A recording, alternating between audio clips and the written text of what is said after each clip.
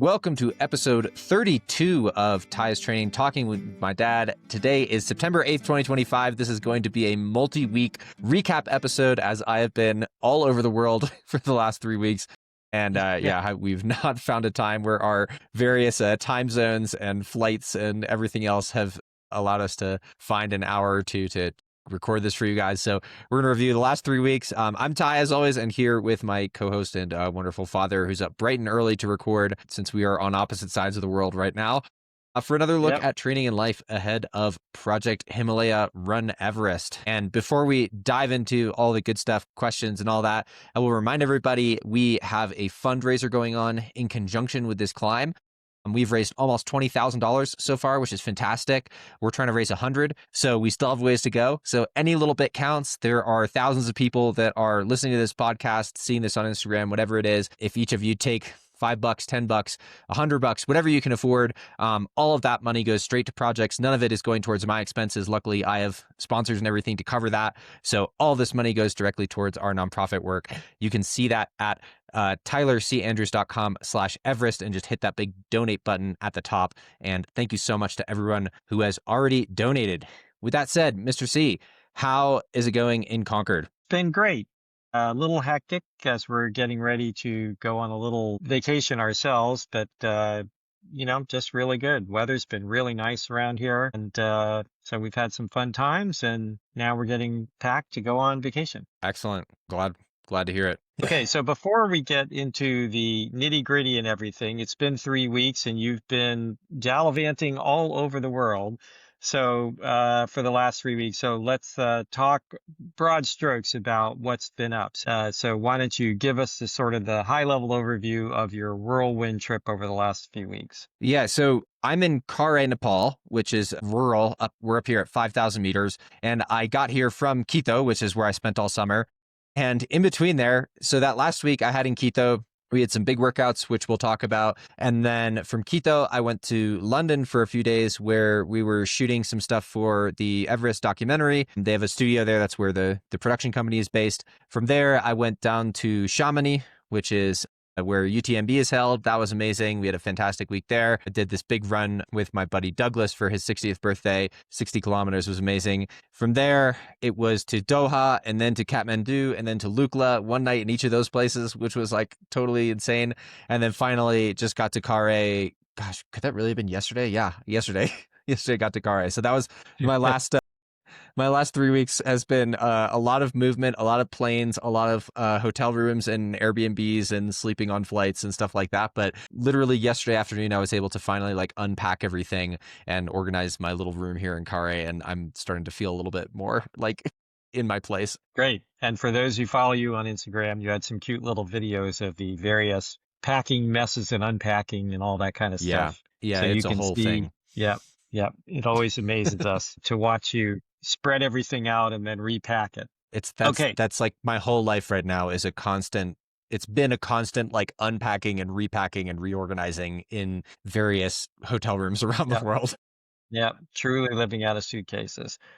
Okay, so before we get into some of the big workouts, you did note that you rolled your ankle a couple of weeks back in Quito and had to change a lot of your plans as a result of that. How's the ankle doing, and how did you deal with it when it happened? Yeah, it was pretty frustrating. I think it was literally the last workout that I was trying to do in Quito, maybe the Monday before I left or something. And like in the first 10 minutes, it's really like a bunch of rocks and roots in that forest section on the Polichaski, and just took a bad step. And I think about this all the time because I take bad steps all the time. And I'm like, gosh, like one of those could be like the end of my season if I just like rupture something or break a bone, and that would be really, really bad. And I think I have pretty good ankles and pretty good proprioception from doing a lot of trail stuff for a long time now. But yeah, this one, it got all inflamed. At the end of the day, it didn't actually impact my training too much. The one thing I did was I probably had like 4 or 5 days where I was just in the gym every day, because I found that the stability of being on the treadmill or the Stairmaster felt a lot safer than going back out on the trails. I think like the first time I went back out, it felt like a little bit dodgy, and I was like, this is not like, let's not get greedy. We can get a really good workout on the Stairmaster. And so it was a little bit mind numbing. I probably had like 12 hours of Stairmaster treadmill work over like 3 or 4 days, which is pretty like desultory, but at the end of the day, it was fine. It feels, I'd say, 100% now. I don't notice it at all. By the time I got to Chamonix, that was kind of like the first real outdoor running I did with Connor and Douglas there. And I Yep. definitely still felt it a little bit, like on the big long run that we'll talk about that we did with Douglas. But it didn't feel like it got worse after that, which is like, okay, great. I spent 15 hours on it and it was fine. So I'd say by now it's pretty much 100%, and I'm not really thinking about it, that's a great place to be. But it was at the time, it was just like, oh gosh, here we go. I was Yep. really glad that it was, I had my PT look at it, and it was clear it wasn't broken and there was nothing like serious torn. It was just like, okay, let's be super, super conservative and careful with this and do what we can to stay fit, but also not push it at all in terms of terrain, because yeah, the last thing I wanted to do was get it really badly hurt right before this like chaotic 3 weeks of traveling to get to Nepal, Yep. Yeah. It's crazy how these things happen, and in your case, at least you were in the process of doing your training and stuff. I'm a tennis junkie and I followed tennis for my whole life pretty much. And Roger Federer is one of the most famous tennis players of all time. He actually ripped something, his cartilage or his tendons in Something his important. knee. Yeah, getting his kids out of the bath. Sure. Yep. Had to have knee surgery, had to take like months off, missed a bunch of big tournaments. Yeah. Yep. So it happens, you just hope as an athlete, it doesn't, you were lucky then, it Yeah. wasn't worse. Yep. There's so many terrible stories like that. Like this guy Chris Zielinski was one of the best long distance runners. Like when I was in college, he was a professional, and he tore his hamstring off of his pelvis walking his dog. His dog like yanked him really hard. Oh my. Yeah, and that Yeah. was the end of his career. And I think it was Dina Castor who was like the best marathoner of like the 2000s for the United States. She won an Olympic medal, and she literally stepped on an acorn and broke her foot, like just getting the mail or something. Like it wasn't even Wow. running. And that was Wow. like a season-ending injury. So it is kind of ridiculous. Like, we spend so much time trying not to get hurt in training, and then like sometimes, I mean, I don't know if you remember when I was, what year was it? I think it was my junior year of college. I missed like a whole season of cross country because I like sprained my back moving a desk into my dorm Yep. room. Yep. It's like that was the worst injury I had in college. So it's kind of outrageous, but anyway, so this one at the end of the day, it was I think we dealt with it well, and now I'd say, yeah, it feels 100%. And so I'm excited to be here in Kare and feeling healthy and excited to really dive back into these last few weeks of training. Great. Great news then. Yep. Okay. So let's now talk about specific big days that you had. First, let's talk about the 1-2 punch, the big double T day, and then the big hypoxic day that comprised your last 2 days in Quito. So for what it's worth, this like 10-day crazy travel period actually got even crazier because this trip to London got added on at the very last minute. So this is why these 2 days were stacked together. And literally the second day, I flew out on a red eye that night after getting up, I think at midnight or 1 o'clock in the morning to do this 10-hour hypoxic workout. So it was a totally outrageous weekend. And I knew that recovery would be really important, but I think it went really, really well. I mean, this was part of my kind of recovery from that ankle roll. So, in my gym life period where I was just like in the gym every day. And so like that last workout, originally I had penciled that in as, oh, I'll probably go try and do another FKT on the Polishosky because that's a really good kind of benchmark at the end of my time in keto. And I felt like I was ready for that. Obviously didn't do that, but had a really good long interval session on the treadmill. I think it was maybe like 2.5 hours or so of really solid uphill work with some longer intervals in there. So that would have been on Saturday. And then on Sunday, I did the longest hypoxic session I've ever done. I think it was 10 and a half hour or 10 or 10 and a half hours on the treadmill and Stairmaster. I think the first 3 hours were at like 8,000 meters and the last 7 hours were at 9,000 meters, something like that. And Wow. carrying a pretty heavy pack, like 13 or 14 kilos, which for me is heavy. Certainly that's as heavy, if not heavier, than I'll need to carry on Everest. And this was another one where we've talked about really pushing carbohydrate fueling. And I think I averaged like 450 calories an hour for like 10 hours and had absolutely no Wow. problems stomach wise. So that was it was like a really good way to wrap up that block of seeing, okay, the Saturday workout was much faster. It was really testing that kind of high end aerobic fitness that I would use to say like run to the top of Ruku or something. Like that was all running every step of that. And that felt really, really good. And then the next day was really all about strength and much more mountain specificity with the heavy pack, with the heavy fueling, all this stuff that I really need for Everest. And yeah, both of those went super, super well. And then somehow I still managed to, I think I finished the workout and it was like 2 or 3 o'clock in the afternoon and I had like a 6 p.m. flight. I managed to make it. So that's kind of the biggest takeaway is that was a win of just like squeezing in those 2 workouts and then still getting on a flight. And then literally I got off the flight the next day in London, took a cab to the film studio and then had like a 4-hour on-camera interview. So it was like the most outrageous like couple of days, but in the end it all went really well, so it's all good. Yeah, it's good to be young. Yeah. Yeah, Yeah. you Youth can is sort not of get wasted through here. those things. Yeah, I had well, no, yeah, sort of like this, but in a work sense. So I had one time where I was a consultant at the time, and I had to go to a meeting on the West Coast first thing on Monday. So I live on the East Coast, so take a 6-hour plane flight out to the West Coast for, pretty early morning meeting, 10 o'clock or something. So up really early, get out there, and I'm literally in, a car on the way to the meeting, and I get a call from our office, and they say, we just got a huge opportunity in Brussels, but you have to be there tomorrow morning. Oh my God, that's not close. I said, that's impossible. I'm not on the East Coast. I'm on the West Coast. I can't do it. They said, no, no, no, you can. Here's We've your already ticket. Have fun. So I literally canceled my afternoon meetings, got on a plane at like noontime, flew to Chicago, flew to Brussels, and for a 9 a.m. meeting in Brussels the next day, which I have no idea what time it actually, to me I had no sense of time. It was one of those Yeah. things where you cross so many time zones in so many directions, you just get off the plane and hope you can make it through it. But I was around your age or a little older at the time, so I did it and then made it There you through. go. Yep. Wow. Like father, The like son, joy of huh? being young and having energy. Yep. Okay. So you're in London. Well, you flew to London, but you're actually in Bristol. For I'm those in who don't know, Bristol. Yeah. Lovely Bristol. Bristol is in the western part of the UK, Yeah. almost in Wales, actually, in Yep. what's known as the Cotswolds, where we just were a little while ago, which is a lovely spot. And so you describe yourself as feeling very bad, extremely tired during your workout. So how much does all this, so you made it through all what you needed to make it through, but clearly you were suffering as part of the process here. So all the disruption of time zones and doing the media stuff and the travel, how much does that affect your training quality and how do you try and cope with it? I mean, it affects the training quality a lot. And I think as long as you go into it knowing that, then it's fine. Part of why I stacked those 2 really big days right before I left is like I knew that my training was going to be just garbage for the next week, probably. And it didn't really matter.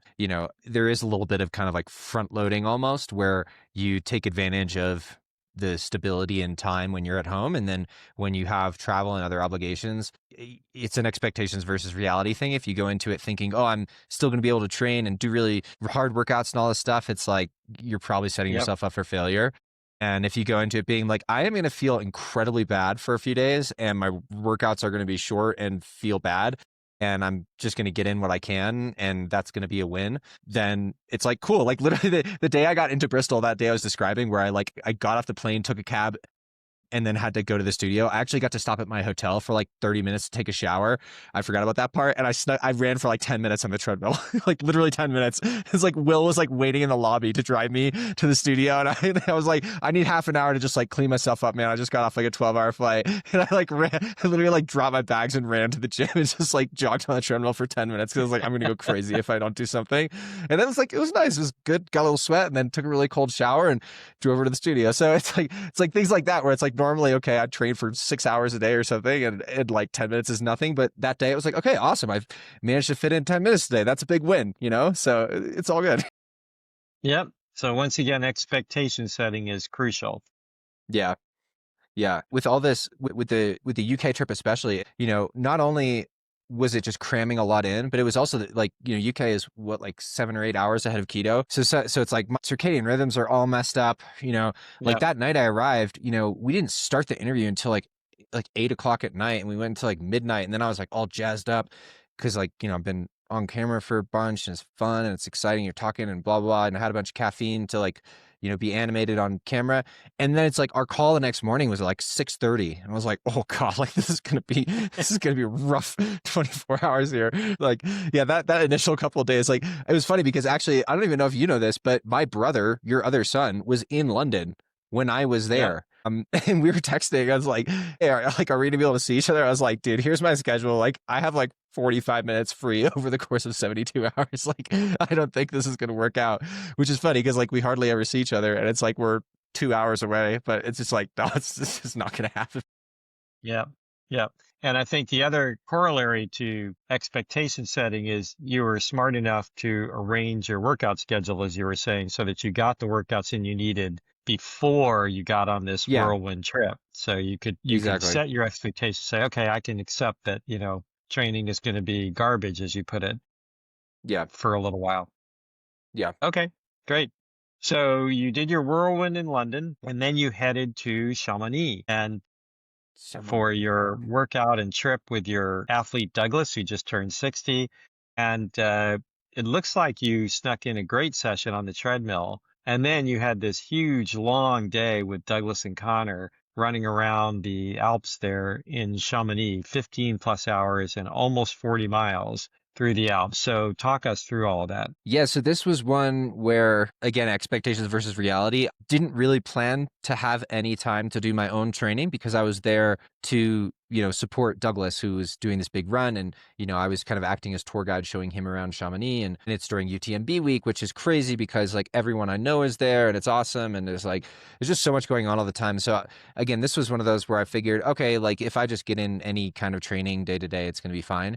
And I managed to, they have a little gym in Shanghai. Again, this was my ankle was like 80%. So I think it was both timing and being careful with my ankle, but I ended up doing I think it was actually on the Stairmaster, but it's super, super solid session. And honestly, kind of surprising just given how garbage I'd felt in London a couple days earlier.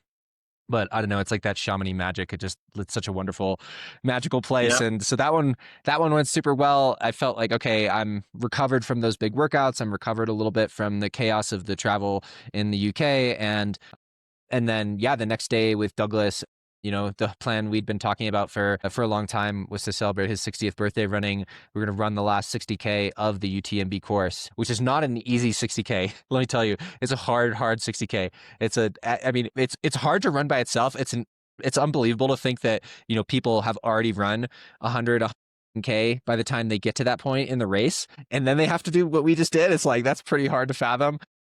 Yep. Because it's like it was a pretty hard day.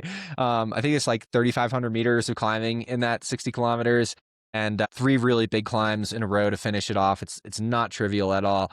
And he just did amazing. I was so proud of the dude. And like, for me, it's one thing to do cool shit myself. It's another thing to be there specifically as other people who I really like are doing really hard shit. Like that's one of the most meaningful things I get to be a part of is, whether it's Douglas or Chris or Connor, but, friends I have who are doing their own cool projects where I get to like be a little supporting piece of that is like unbelievably fun and fulfilling for me. So this one had been on the calendar for a really long time and it went pretty much as well as it could have. We had actually a really rainy week in Chamonix and we picked like the perfect 15-hour window where it was just bluebird skies and sun and warm and yeah, no rain at all. It was just like super clear views. Everything went really well. Spirits were high, a lot of laughter the whole run. It was really perfect. It was such a good day. Yeah. That sounds awesome. Yeah. So you mentioned also about that big day that you did the entire thing fasted, ultimately over 24 hours from the night before. So why did you fast like that? And was that part of your preparation for your Everest attempt? Yeah, it was planned and it was thinking about it in the context of Everest, in the context of like everything I just said about helping out other people, it's also, okay, is there a way that I can make this a little bit more specific to myself? Like selfishly, can I, this is going to be a hard day regardless of how it goes for me, covering 60 kilometers on foot is never easy.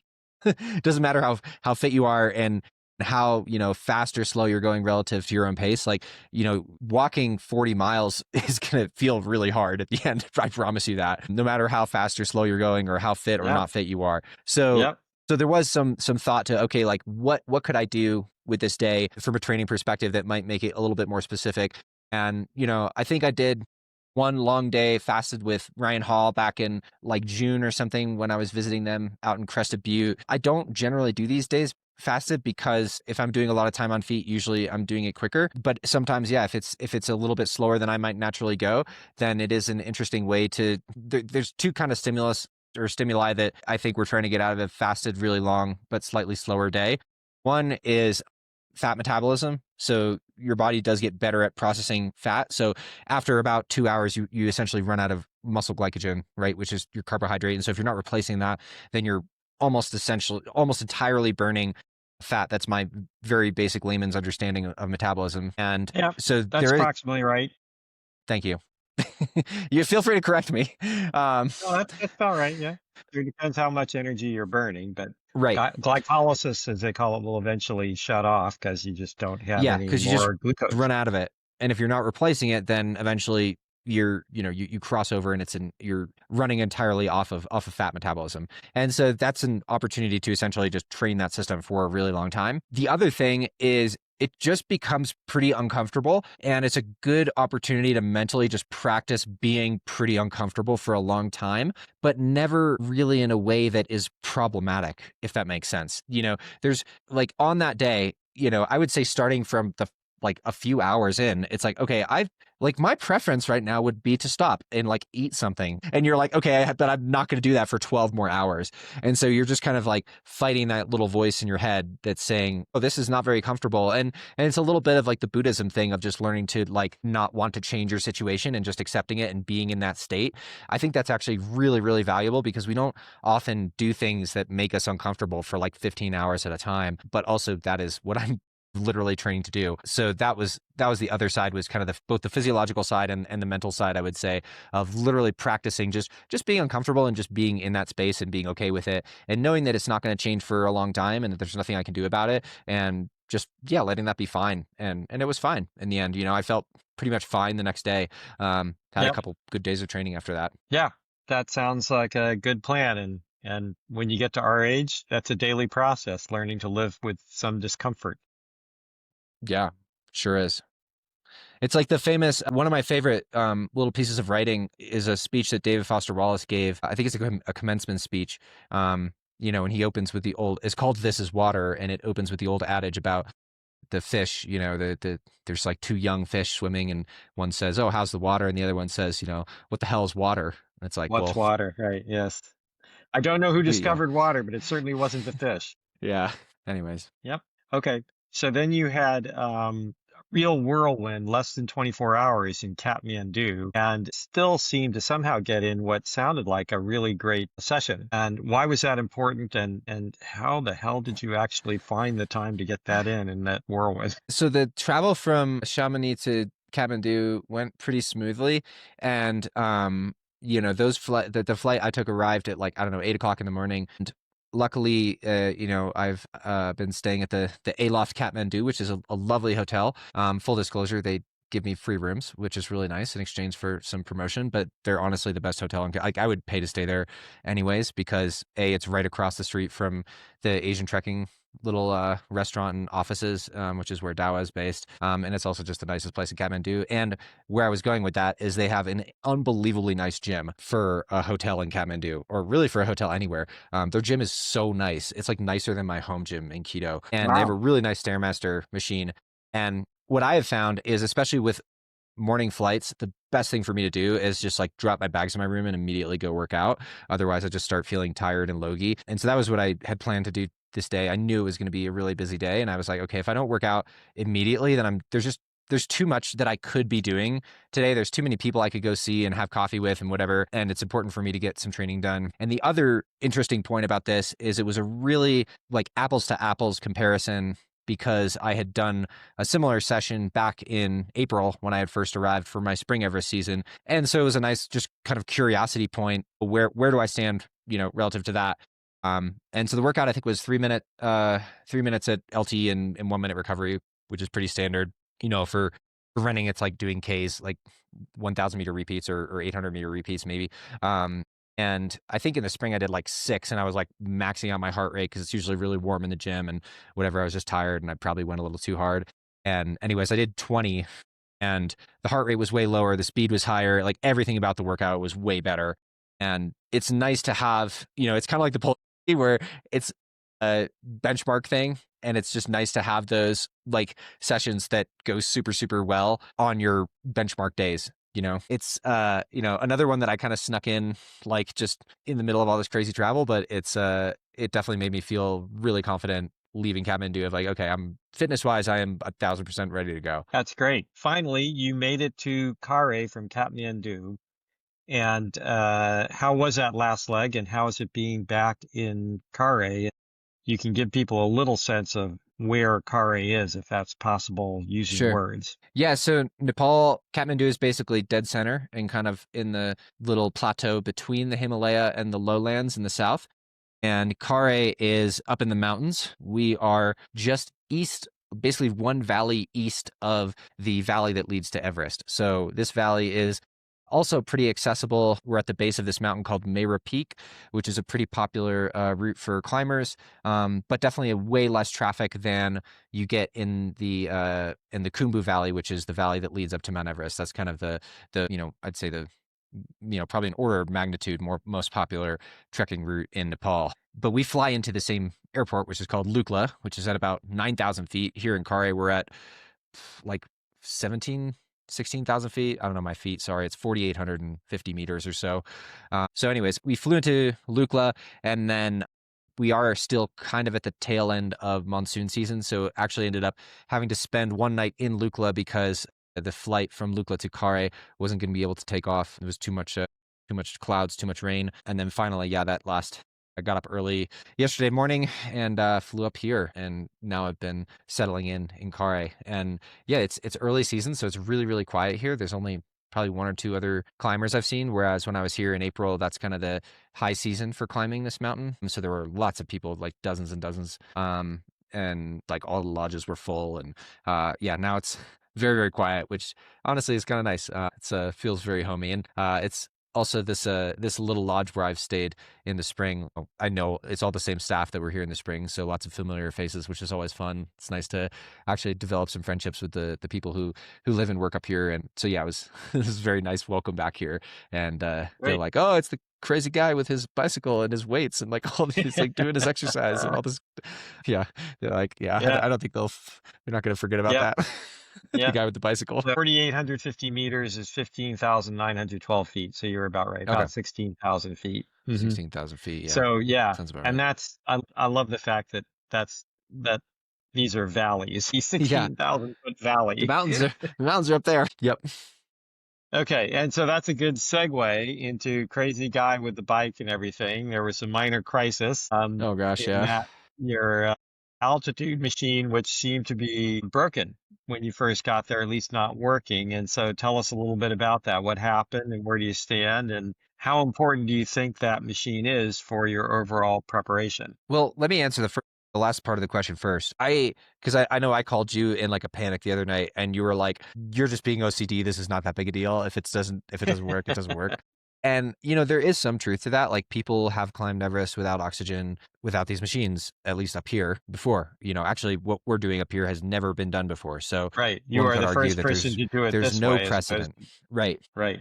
I think my trip to Makalu and even what I did on Everest last year is a pretty good proof of concept that what we were doing in the protocol that we were using in the spring, which is using these machines to simulate very, very, very high altitude, 10, 11,000 meters of altitude, very hypoxic conditions, with relatively low exposure, 90 minutes a day while exercising prepared me very well for those altitudes. And again, I'll use Makalu as a good example because that's why we went there was proof of concept. And, I was able to go to 8,300 meters or something without any real issue after no acclimatization above 6,000 really, other than the bike and the hypoxic machine. So the idea here is to remove rotations high on the mountain.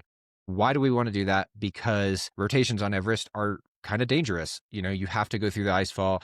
You have to go, up through avalanche prone areas. If I can stay here in Kare, train on Mara Peak, and do my acclimatization with the hypoxic machine on the bicycle, and cut out one or two trips through the icefall and high up on the mountain into more dangerous territory, would give almost anything for that. That's safety. That's beyond performance. It's about safety. So for me, I think it is really important. Could it be done if it were just like, oh, it just can't be done up here? Like, could I do it? Yes, sure. We could still do it a little bit more of the old fashioned way, where you spend a little bit more time at Everest Base Camp. You do maybe one or two or even three rotations up higher on the mountain. Maybe you sleep really high one night. But to me, this is a better system, and I think it worked really well in the spring in terms of preparation. So anyways, that's the context for like why this machine is here and why I think it's important, and why I was having a temper tantrum when it wasn't And working the does other it, night. is your recovery, I'm just curious, is your recovery easier because, to get up high enough on the Oh mountain yeah. and come back down is a pretty big effort, I would think. Yeah, absolutely. And I think we talked about this the other night a little bit. The idea that even just to get to 8,000 meters, let alone 9,000 meters, let alone 10,000 meters, which is in an airplane,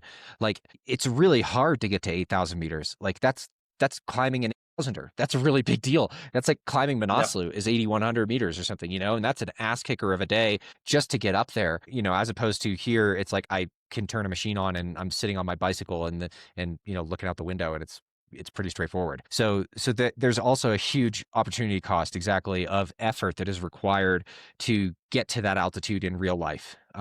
Long story short, there's like so many boring minutia, but at the very basic spark notes is the machine that I have is from the US. It runs on 110. We run on 220 here in Nepal volts out of the wall. It's a different voltage. You have to have a voltage converter. The voltage converter is dropping the power that's going to the machine, and the machine won't turn on. So yeah, long story short, it's not working. The good news is I was able to connect with a company that is based in Dubai, which is pretty close. And they are able to get us a machine that should be arriving tomorrow, which is Tuesday the 9th in Katmandu, and should be up here in Kare in theory as early as Wednesday, the 10th, which is great because, yeah, these machines are like very, very niche items, and they're really not trivial to get, and especially to get to like super rural Nepal. So the fact that we were able to make this happen in like a couple of days is pretty outrageous. But yeah, this one is specifically built for 220 volt, and fingers crossed that we'll be able to get it up here and breathe some very hypoxic air. Otherwise, we will have some more last minute scrambling, which is always fun, and we'll figure it out one way or another. Okay. We'll keep our fingers crossed, both fingers and toes and everything else, that Yeah. it You'll be shows getting up another in one piece late and night works. phone call of me freaking out if Yeah. the next one Yeah. doesn't work. Yeah. Okay. So now if we look back over this entire 3 weeks of sort of whirlwind travel and everything else, from that final big hypoxic workout for many, many hours in keto, through all this chaos of travel and filming and everything else, how do you feel it went? And how do you assess your current state? How is your readiness for the Everest attempt that's now pretty close in hand? I think it actually went pretty well despite all the chaos. The fact that I was able to get a few of those really solid workouts in those harder days, and the fact that they went really well, and especially that last one in Kathmandu that really was comparable to earlier sessions from last year or last season, that to me tells me that I survived the travel, which was really the number one goal. It was just like, okay, get here in one piece, get all my stuff here, don't lose anything, don't hurt yourself, like running in the Alps with your friends, don't do anything stupid. Like, I think I managed to check all those boxes and get here. And yeah, I've had, I think, 2 days now, or two runs now, going up and down Mara, and it's great to be back. It's great to be on the snow. Like, that's kind of the big thing now is getting ready, like, more specifically and technically for the needs of training in the Himalaya. But overall, I think it's been like a fun little intermission, like especially the Chamonix trip, with Connor and Douglas, who are, two really close friends. And again, there's just so many people in Chamonix who I know because it's such a big event in the trail running world, that it Yeah. was really, really fun to just like, meet some new people, see lots of old friends, and be part of Douglas's big day. All that stuff it was just a really, really fun week. And then after a very intense, like very focused monk like training block in Quito, it's nice to have something super, super different and know, okay, I'm also going back to monk life in a few days once I get to Kare. So I felt like it was kind of the perfect balance of having fun, enjoying myself, enjoying being with friends, laughing a lot, but still doing that in the context of being outside and being in the mountains and all that good stuff. And then getting here and yeah, just feeling fit and ready to go. Great, great. Glad to hear it. And you are looking well. So as your father, I'm Thank you. always glad to hear this stuff. Okay, and so let's look forward a little bit. Lastly, what are you looking forward to this coming week and in this training block until you actually get to the summit? I think it's really well, I guess two things. One is just like feeling like I'm back in my routine. I'm like I was just kind of talking about. I think when I'm training really hard, I really, really need that structure of, having my little room, having, a place where I can stretch and do my silly little exercises. And the bicycle is set up and there's decent Wi-Fi and I'm training at the same time every day. I'm eating my meals. Like just that basic level of routine is so critical for when I'm training really, really hard because it just becomes clockwork and I don't have to think about it. And so after this 10 days of Quito to Kare, I think that's one of the things I'm most looking forward to is just getting into that routine and enjoying that and just running up and down the same mountain every day. Like for some people, I think that's like so boring and they can't imagine that being enjoyable. For me, it's like I love it. I'm so looking forward to it. So that's definitely one. And I think the other that I also just kind of mentioned briefly is just the idea of being up on snow on bigger mountains, getting used to that again. Even just with 2 days, 3 days here on the mountain, I can see myself just getting more comfortable with the terrain, with the snow, you know, how to use the little muscles in my feet in the right way when I'm on ice versus deep snow versus, hard snow, like all these little things. And, at the end of the day, it's people come here to climb because it's like one of the most beautiful mountains in the entire world. Like it's actually been pretty foggy, but we have views, I think, of 5 of the 6 tallest mountains in the world from Mara Peak, which is pretty incredible. Wow. I don't know that Yeah, there's many other places you can see that. So it's one of the most beautiful mountains in the Himalaya, and it's like this is my office, that I go to every single day. So it's a wonderful place. It's a beautiful mountain, and I'm just excited to get into it and spend a bunch of time up there. great. So is there anything that you've noticed in your brief tenure there so far that is different because you're there in a different season? You're there in the fall as opposed to the spring. That's a good question. I think a lot of it is just the fact that it's early. Like I said before, it's way less crowded. And because of that, there's less of a um, really packed down trail in the snow. In the snow, or in the spring, excuse me, it's like a sidewalk almost a lot of the time because you have probably 20, 30 people every single day that are going to the summit of the mountain pretty much. And so the trail gets packed down and compressed really well. And so that it's really fast. I think about like a groomed ski trail or something where it's really compressed. So your foot doesn't Yep, really sink into the snow at all. Right now, it's kind of getting there, but it's much more steppy. Some of the snow is a little bit more like post-holy, we call it, where you like step in it, like you'll like yep. kind of make contact Crunches at first down. and then it crunches down. You like go up to your knee and you're like, oh god damn Yep, it. Like yep, that was happening a lot, especially on the higher part yep. of the mountain where fewer people are going. Because again, we're at the end of the monsoon season still. So it's probably snowing right now because it's foggy and drizzly outside here. So it's probably snowing up on the mountain right now. So every day they're getting another, centimeter or an inch or whatever, a little dusting of snow. And so you're just compounding that effect. So I think once you start getting more and more people up, then it'll get packed down a little bit more. But it's probably good practice for what will be on Everest. And it's going to be similar because again, Everest as well in the spring is like a super highway where you have hundreds of people almost every day that are going up and down, especially from, base camp up to say camp 2, camp 3. And it's super compacted really fast. I think it will probably be a little bit slower this season, but that's to be expected. Okay, great. I'm done with all my questions. Anything else you want to add? No, I think that's all. So thank you guys all for your patience these few weeks. While we've been out, we will try and keep on our more or less weekly schedule here. And in the meantime, please, as always, send us any feedback, questions, comments, concerns, hopes, dreams. You can send those to my email, ty@chosky.run, or DM me, Tyler C. Andrews on Instagram.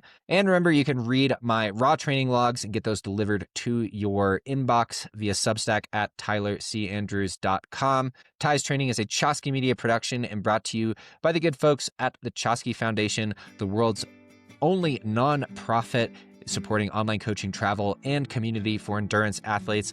Thanks everybody for listening, and we'll see you soon. Ciao.